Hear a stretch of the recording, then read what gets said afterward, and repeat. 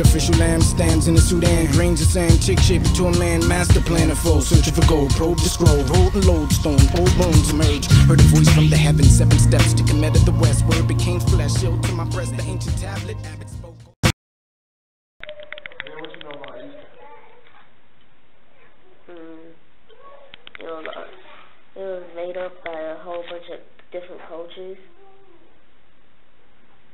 Explain. Like Ishtar, and I can't remember the other ones, and I think both Roman, Greek, and something else. Pretty much Easter is the Christian version of Passover.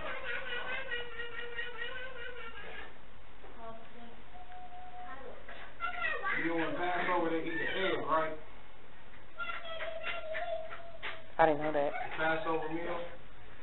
Passover meal includes an egg. So Christians, what they eat themselves, they incorporate that into their theology. The bunny, we have no idea. I'm trying to find out where that it won't even pop up on my phone. I think I know where that came from. Where it come from? That's like she was trying to say. We were talking about it on the way here. I don't know why it's not logging in. You can try that. But if I'm not mistaken, Easter is like English. It's a hodgepodge of a whole bunch of different stuff. So you got Ishtar, Esther, this chick whose name starts with an O, and it's O Esther or something like that, and she comes from another region. And they're different goddesses who do similar things. So Easter is like the common ground for all of them. So, and one of them was Esther, where her thing was a fertility ritual. And I'll come back on the other side. What they would do was the men would get stinking drunk. Because it's the Greek, I think it's Greek or something. I guess that's the only way they can get them to be interested in their women. And they would paint the women up in all these crazy colors.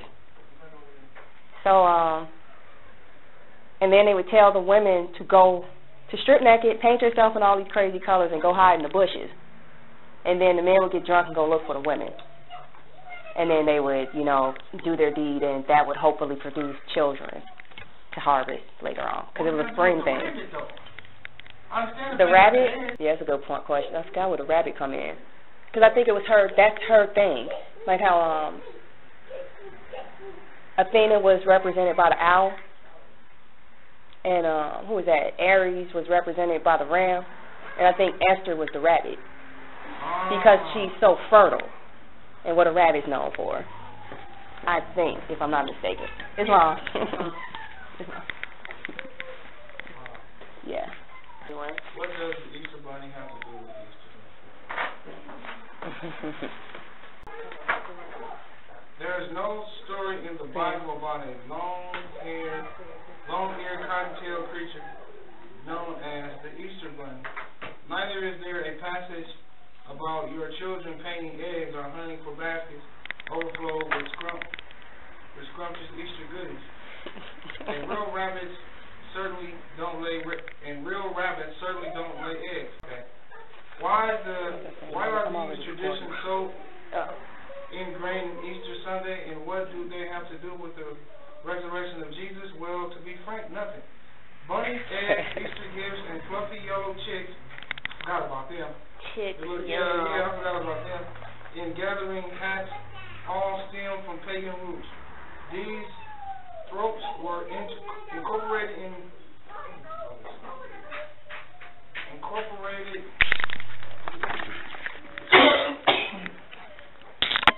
into the celebration of Easter separately from the Christian tradition of honoring the day Jesus rose from the dead.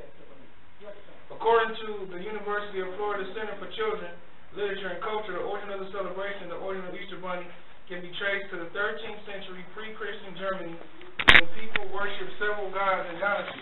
The Teutonic deity Aosta, which is a variation of Esther, was the goddess of spring and fertility, and the feasts were held in honor of the vernal equinox. Her symbol was the rabbit because of the animal's high reproduction rate. Was the Last Supper a day earlier? Interesting. Spring also symbolizes new life and rebirth. Eggs were an ancient symbol of fertility. According to History.com, Easter eggs represent Jesus' resurrection. However, this association came much later with Roman Catholicism.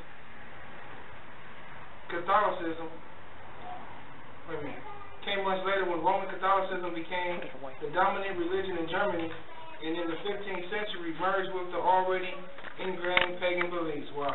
The first Easter bunny legend was documented in the 1500s. By 1680, the first story about a rabbit laying eggs and holding them in the garden was published. Wow. The legends were brought to the United States in the 1700s when German immigrants settled Pennsylvania Dutch country, according to the Center of Children's Literature and Culture. The tradition of making nests for the rabbit to lay its eggs is soon followed. Is that what that's for? What? I always wonder what was the grass for. Okay. You mentioned the yellow shit. I'm just thinking about all you gotta of it make now. a nest for a rabbit. Easter basket. I guess we shouldn't laugh at other people's practices and beliefs. No, this is crazy. Because I'm just thinking about it. I never really thought about that. Okay, not only do the rabbit lay eggs, he make baskets. Along with little furry yellow chicks. I know, see, it's been so long since I celebrated Easter, I forgot about the little traditions. That's crazy. Eventually, nests became decorated baskets, and colorful eggs were wrapped for candy, treats, and other small gifts. So while you're scarfing down chocolate bunnies, I hear chocolate is good for you, and marshmallow chicks this Easter Sunday, think fondly of this holiday's origin, and maybe even impress your friends at a local Easter egg hunt. Happy Easter. Wow. That's deep. Because I forgot all about all the other stuff they do. Make a nest for a rabbit. Wow. True origin of Easter. You got all these people talking about it. They sleeping like burrows, right? Who? Burrows? Rabbits, yeah. Yeah, rabbits they sleep in do. burrows. Rabbits sleep in burrows, in little holes. There ain't no nest down there. And ain't no little yellow chicks. And they don't have no eggs. That's crazy. And it comes Easter, Old English. Wow. It's literally her name. The German woman, Eostra, also called Posh. Posh? Yeah. Chapter 5. That's funny. I'm going to read it too, chapter 5. Or Pasha. Yeah, I'm putting this on. The two latter names derived through Latin Pascha and Greek Pascha from Hebrew Pisha, or Resurrection Sunday, is a festival and holiday celebrating the resurrection of Jesus Christ from the dead, described in the New Testament as having occurred 3 days after his crucifixion by Romans at Calvary. It is a culmination of Passion of Christ preceded by Lent after a 40-day period of fasting, prayer, and penance. So this is what's so funny. How many people fast before Easter? But they quick to go celebrate. I mean, even if we're talking about, okay, we're going to celebrate the celebration. We're going to go along with it, because we're going to celebrate Easter. In order to celebrate Easter, you would have to fast 40 days before Easter. Is that Lent? Yeah, that's Lent. Okay. Catholicism. So according to Catholicism, you even more pagan when you go and celebrate Easter and you don't practice Lent. That's deep. Okay. So it's like having an Eid after Ramadan, but you didn't celebrate Ramadan. I got you. Got you. It's like, you don't really need to partake in this festival because you didn't partake in the sacrifice. And it says fasting, prayer, and penance. Ain't nobody praying, ain't nobody repenting or nothing. They just going to get some eggs and some barbecue. The last week of Lent is called the Holy Week, and it contains the days of Easter, the Triduum, including Monday, Moon Day, Thursday, also known as the Holy Thursday. commemorating the Last Supper and its preceding foot washing. So you got to do foot washing on Thursday.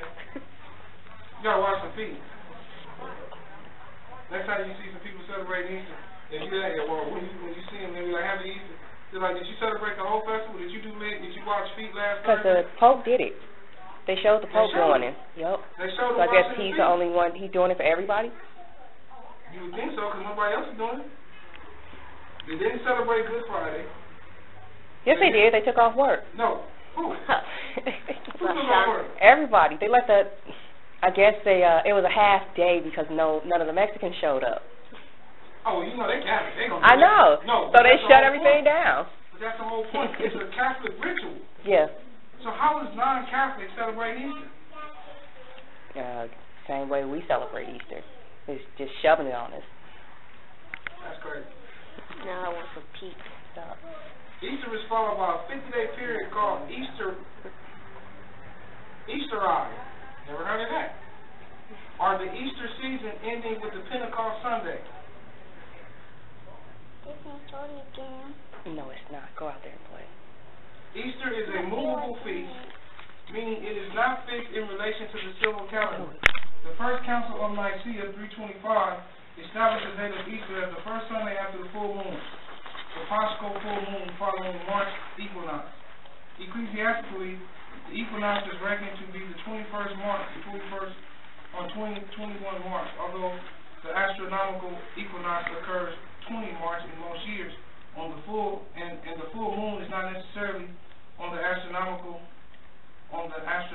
correct date. The date of Easter therefore varies from 22nd of March to 25th of April inclusive.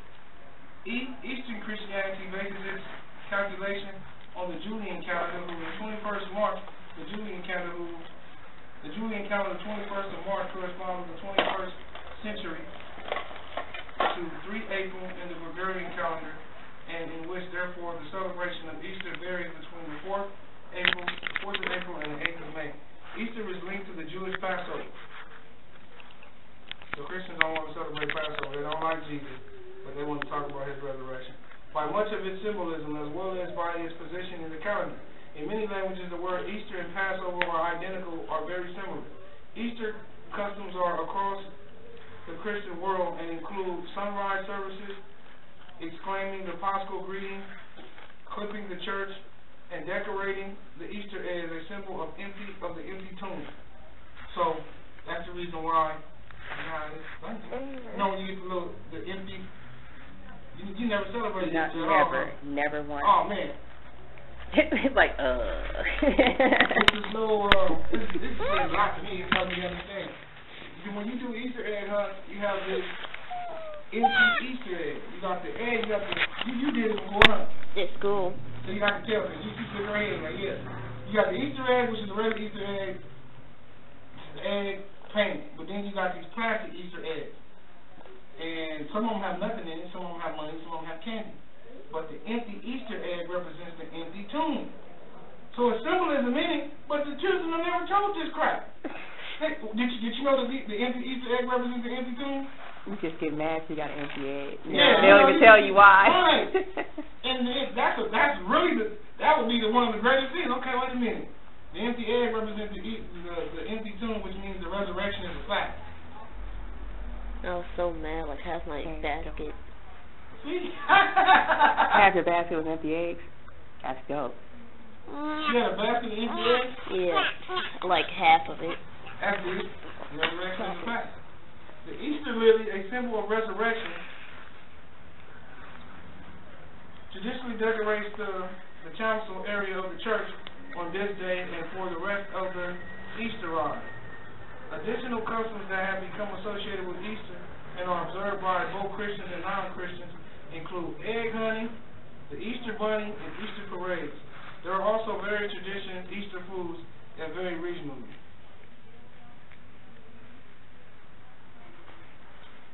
I have a question.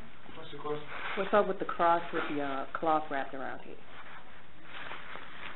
Because now I've gone through 2 Easters living down the street from a Catholic church.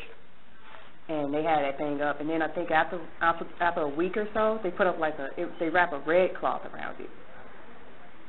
That's what they do. And then all the stores are selling daffodils. They only sell it during that week. Is that a lily? It's a yellow flower, little yellow flower, and they're everywhere. Yeah, they're everywhere. So, at least, I mean, like I said, we live down the street from a Catholic church, so. Oh, Cynthia! Come on, bro. I'm sure she knows what it means. Because they were out there last night decorating. It was so creepy. You didn't see it? Oh, you weren't with me. They had their garb on and everything. Ew. Yeah, it was creepy as I don't know what. In front of the church, they were doing some festival. Yeah, I was out there at like 8 o'clock. I had to run some errands. And yeah, it was creepy because they were like raising the cross and wrapping it with cloth. I'm like, man. Yeah, and then every morning they put fresh daffodils in the cloth that they got wrapped around the cross. Yep. Just doing Easter. Yep. I think it's for a week. Yep. For the whole week.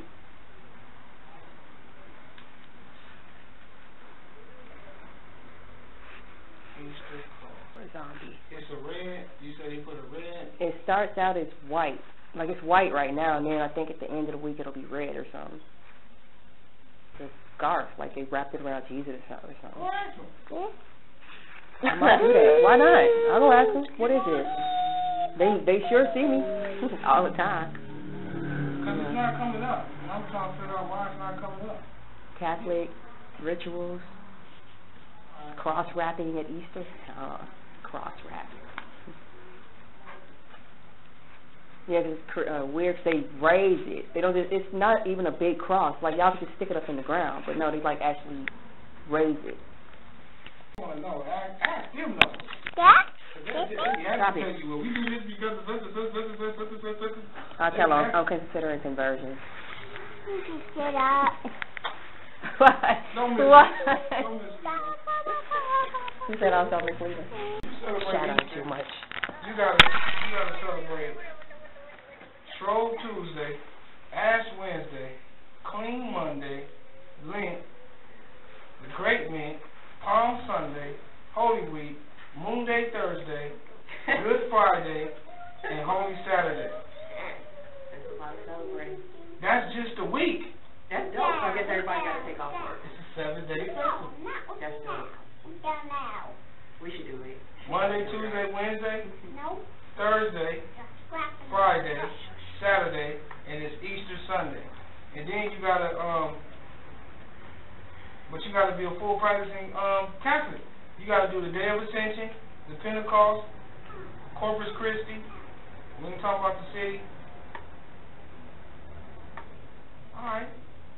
So you said next year we should celebrate Easter? Yep, do the whole thing. Because I listened to the Hebrew Israelites, and they're doing it. But the Feast of the Tabernacle, like you were talking about, I'm like, yeah, they're doing it. Yeah. I'll be glad to celebrate those festivals with you, because if I read the Bible correctly, that's when all this stuff is going to reset, when we start observing the rest of these festivals correctly. But that's the catch. It's correctly. The Feast of Tabernacles lasts 7 days. Right there. And so the Christians don't want to celebrate the original holidays. They make up their own.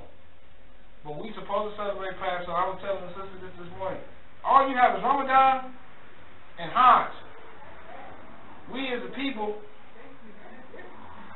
we're supposed to have both the Islamic calendar and the Hebrew calendar. But we don't for some reason. We just, we go into the Hebrew Israelites, of course, they have the Hebrew demonstration. Muslims can't stand it. Muslims got a problem with the Hebrews. The Hebrews don't necessarily have a problem with Muslims. They like the dialogue. But most Muslims don't like them. But Dr. York was totally right when he said we are Islamic Hebrews. Because Islam doesn't change our Hebrew customs or our Hebrew culture. It just adds to it. Now you got to do Ramadan, and you got to follow the instructions of Abraham when he called everybody to Mecca. Abraham did that. Right. So it's not taken away. I don't see why people try to feel like it can't be a mix, but it can. But celebrating the Holy Week with Jesus, every temple can have their own customs. If we was to celebrate it properly, we could. I did. As a Moorish American in Louisiana, I did.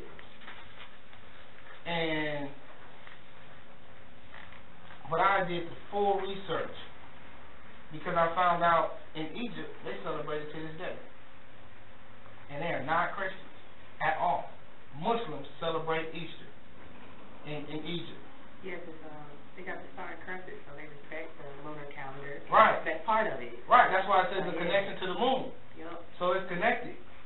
But they celebrate the whole ceremony. You can't celebrate, like I said, you can't celebrate the festival at the end and you don't know the connection. I'm going to look up Passover breakfast or Passover meal and so that we can see that.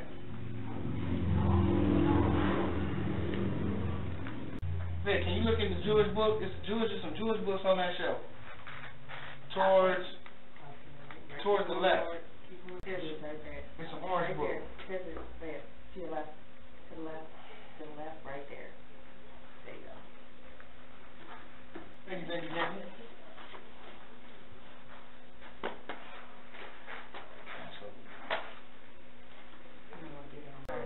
Can I please have your order?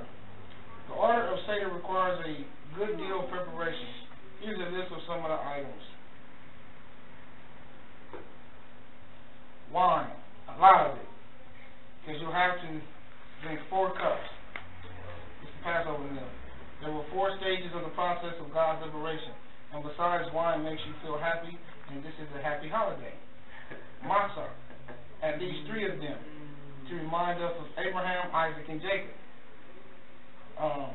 Karpas, a green vegetable, such as parsley, symbolizing spring and rebirth. See how it is playing in? So you got, well, you remember, the Easter basket. They throw a little green grass up in there. Right. It's crazy. This is crazy.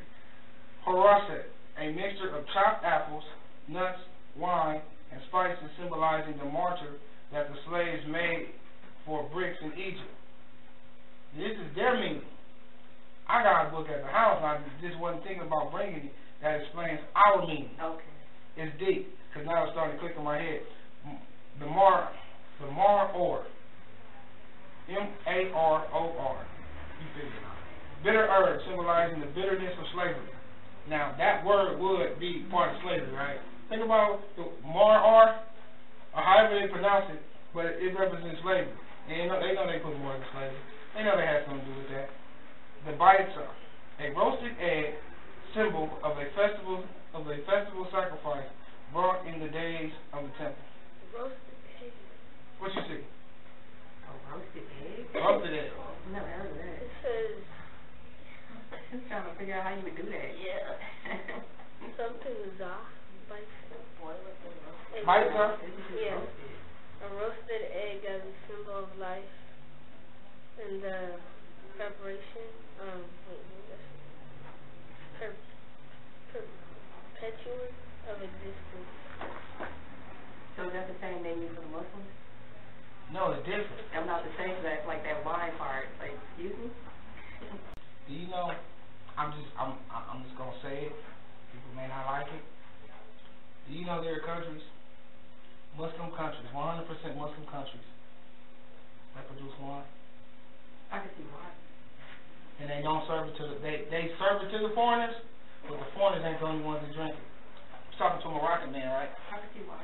And he said it's not just imported. He said in the rich neighborhoods, the water seller don't sell water. He sells wine. Morocco has one of the finest wines in the Muslim world. Yeah, I know about their business. And I'm sitting up here like, when he said, what do you mean the finest wine in the Muslim world? Muslims drink wine. And when he said, I said, what do you mean? He said, Muslims don't drink liquor. Right. I can see why. And I'm sitting here like, man, why do the brothers over here not understand that? He said, because they over here, they get Wahhabism. I started busting up laughing. He said, they get Wahhabism. They don't get what it says intoxicant. Intoxicant is an intoxicant. Liquor is a liquor. Liquor is not wine. That's why you go to the store, you'll see liquor, wine, spirits, and gins and beer. Sometimes spirits and gin are interchangeable. And that tells you right there what they're talking about. But, yeah, so, wow. and they have a kosher wine.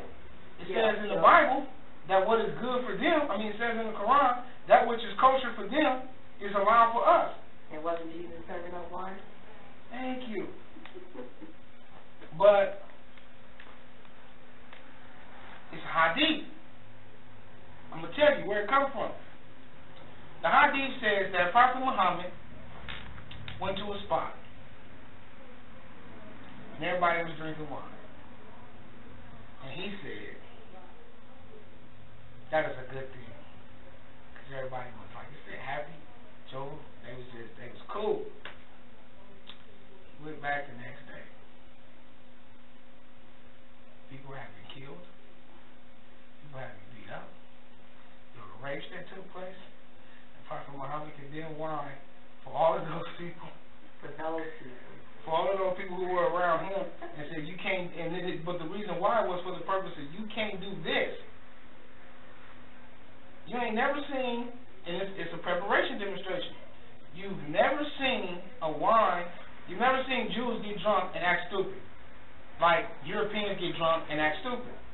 If you're blessing a wine in the name of God, He has many names. He has and you're preparing it in a certain way. That it's not fermented with animal products and stuff like that. Yeah, because certain wines are like that. Like, you can't use the, we know the sugar. They put certain sugars in wines. I know about mead. And what you got to put in that. Yeah, different stuff, exactly.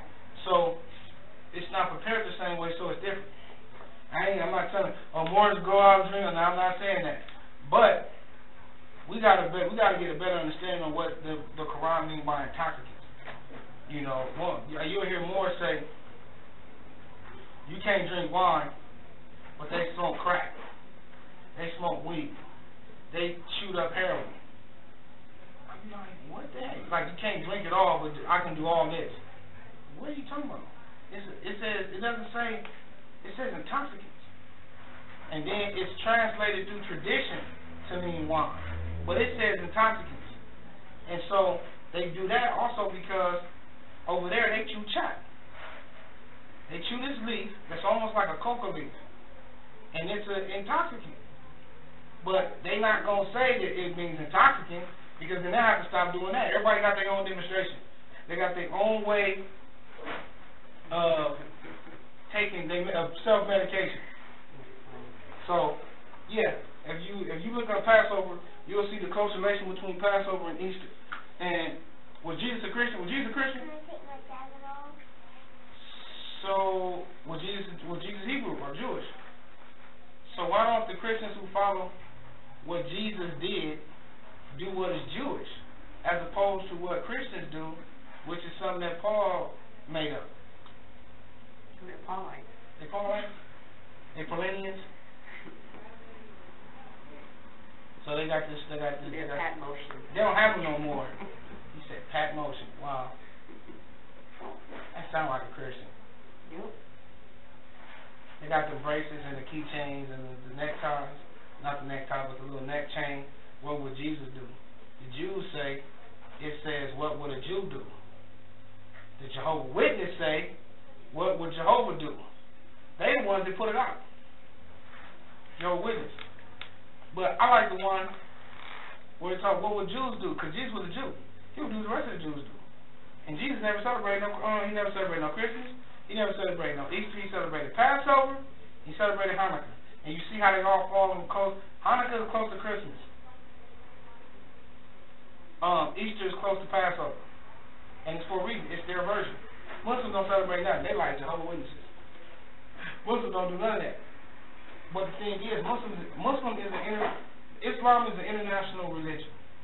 It's not stuck to one people. You're supposed to continue practicing your culture according to your people, as long as it's not in contradiction with the Quran. Everybody just go off and just follow Arabs, because Arabs don't have nothing. You wouldn't have nothing either if you lived in the desert. You got it. You can't celebrate no trees. You ain't celebrating no rivers. Ain't no spring. You can't really see the seasons the same.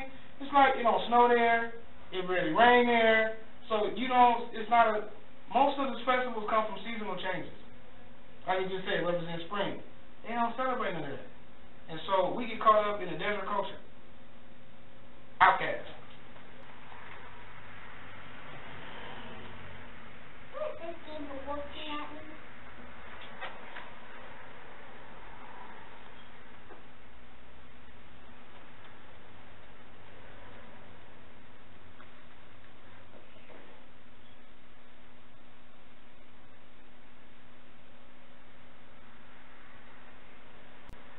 Who here been to a synagogue before? Been to a synagogue? Been to a synagogue? Have I? Yes, I have. And so have you. Yep. Where? When I was in college and they closed down, or she was in a daycare that was attached to a church. I think I told you about it. Yeah. And they had I guess they had a synagogue in the building, so. Did you go to a service? Mm-mm. You just wouldn't have been in. See the setup? Yeah. The pillars and all the stars of David and all the corners and all that good stuff. Sounds like that?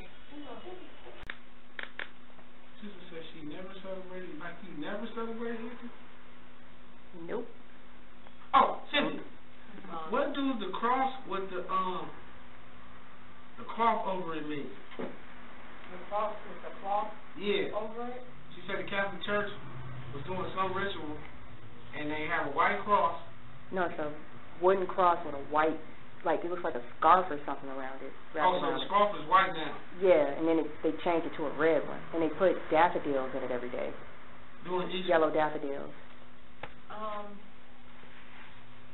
I don't recall. I vaguely recall. And it's a sign of white being resurrection, and I think of the red is being that of the blood in which was shed on the cross.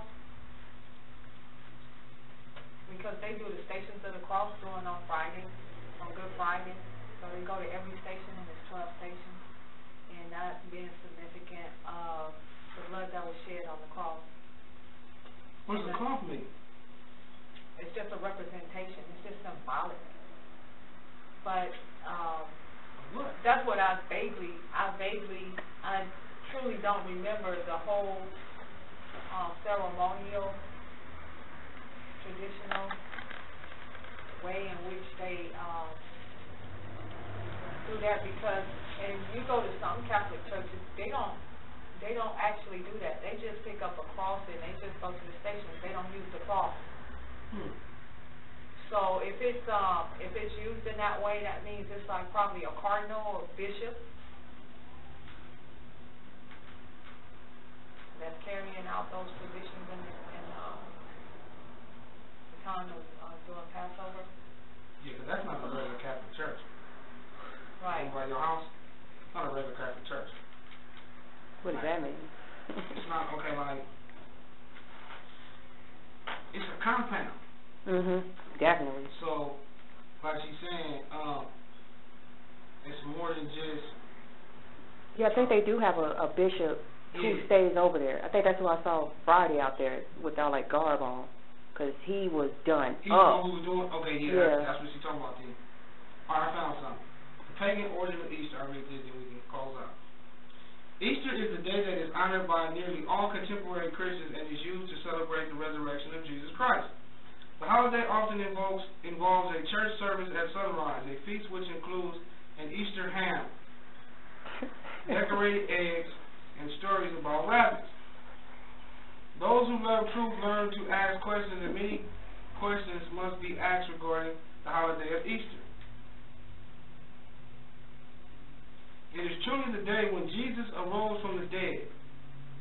Is it truly the day when Jesus rose from the dead? Where did all the strange customs come from, which have nothing to do with the resurrection of our Savior?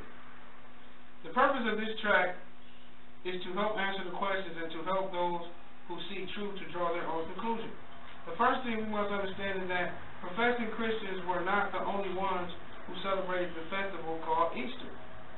Ishtar, which is pronounced Esther, was a day that commemorated the resurrection of one of their gods they called Tammuz, who was believed to be the only begotten son of the moon goddess and the sun god. In those ancient times, there was a man named Nimrod, who was the grandson of one of Noah's sons named Ham. That's why they have Ham.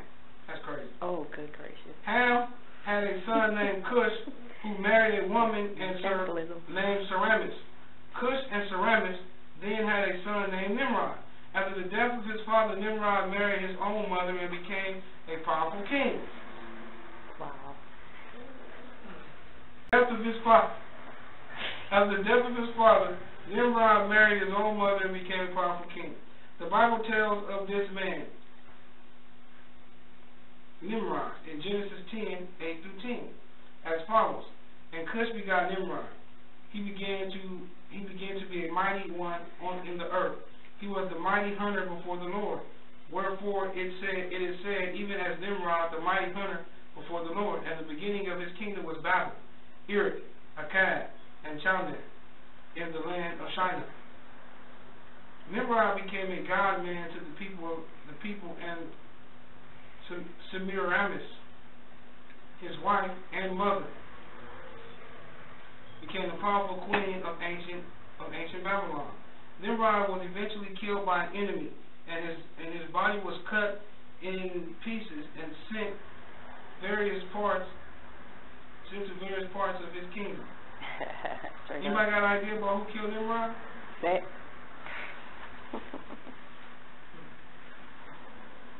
Semiramis had all the parts gathered except for one part that could not be found. Wow, straight up. Y'all recognize that story? Mm-hmm. This missing part was his reproductive organ. Semiramis claimed that Nimrod could not come back to life without it, and told the people of Babylon that Nimrod had ascended to the sun and was now to be called Baal, sun god. Queen Semiramis also proclaimed that Baal would be present on the earth in the form of a flame, whether candle or lamp, when used in worship. Semiramis was creating a mystery religion, and with the help of Satan, she set herself up as a goddess. Semiramis claimed that she was immaculately conceived. She taught that the moon was a goddess that went through a 28-day cycle and ovulated when full. She further claimed that she came down from the moon in a giant moon egg that fell into the Euphrates River. This was to have happened at the time of the first full moon after the spring equinox. Semiramis, I gotta get this word. Semiramis became known as Ishtar, which is pronounced Esther, and her moon egg became known as Ishtar's egg. Ishtar soon became pregnant and claimed that it was the rays of the sun god Baal that caused her to conceive. The son that she brought forth was named Tammuz. Tammuz was noted to be especially fond of rabbits, and they became sacred in the ancient religion because Tammuz was believed to be the son of the sun god Baal. Tammuz, like his supposed father, became a hunter. The day came when Tammuz was killed by a wild pig. Wow. A wild pig killed him. He's a great hunter. Queen Ishtar told the people that Tammuz was now ascended to his father, Baal, and that the two of them would be with the worshippers in the sacred candle or lamp flame as Father, Son, and Spirit. Ishtar, who was now worshipped as the Mother of God, the Queen of Heaven, continued to build her mystery religion. The Queen told the worshippers that when Tammuz was killed by the wild pig, some of his blood fell on the stump of an evergreen, and the stump grew into a full new tree overnight. This made the evergreen tree sacred to the blood of Tammuz, sacred by the blood of Tammuz. She also proclaimed a 40-day period of time of sorrow each year prior to the anniversary of the death of Tammuz. During this time, no meat was to be eaten.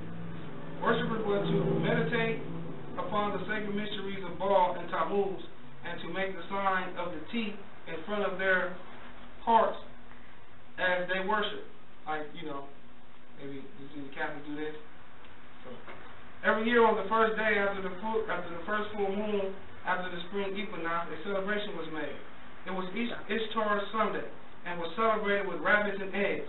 Ishtar also proclaimed that because Tammuz was killed by a pig, that a pig must be eaten on that Sunday.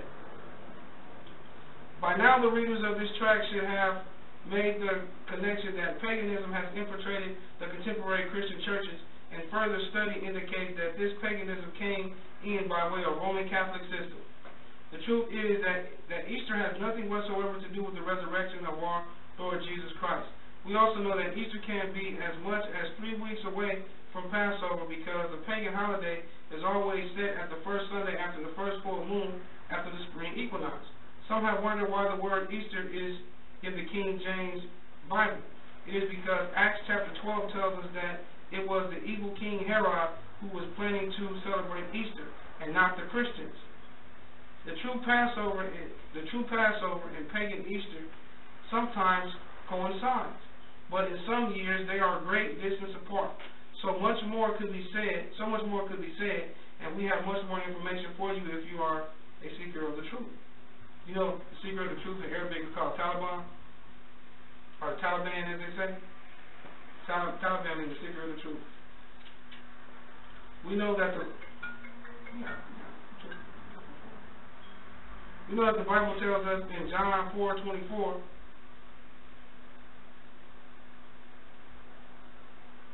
God is a spirit, and they that worship him must worship him in spirit and in truth. The truth is that the 40 days of Lent, eggs, rabbits, hot cross buns, hot cross buns, okay, so I guess they make cross buns, and Easter ham have everything to do with the ancient pagan religion of the Mystery Babylon. These are all Antichrist activities. Satan is a master deceiver and has filled the lives of well-meaning, professing Christians with idolatry. These things bring the wrath of God upon children of disobedience who try to make pagan customs of Baal worship Christians. You must answer for your activities and for what you teach your children. Read that one again. You must answer for your activities and for what you teach your children. These customs of Easter honor Baal, who is also Satan, and is still worshipped as the rising sun, and his house is the house of the rising sun. How many churches have sunrise services on Ishtar Day and face the rising sun in the east? How many will use colored eggs and rabbit stories as they did in ancient Babylon? These things are no joke, and any more than Judgment Day is a joke. I pray to God that this tract will cause you to search for more truth. We will be glad to help you providing more information and by praying for you. These are the last days, and it is time to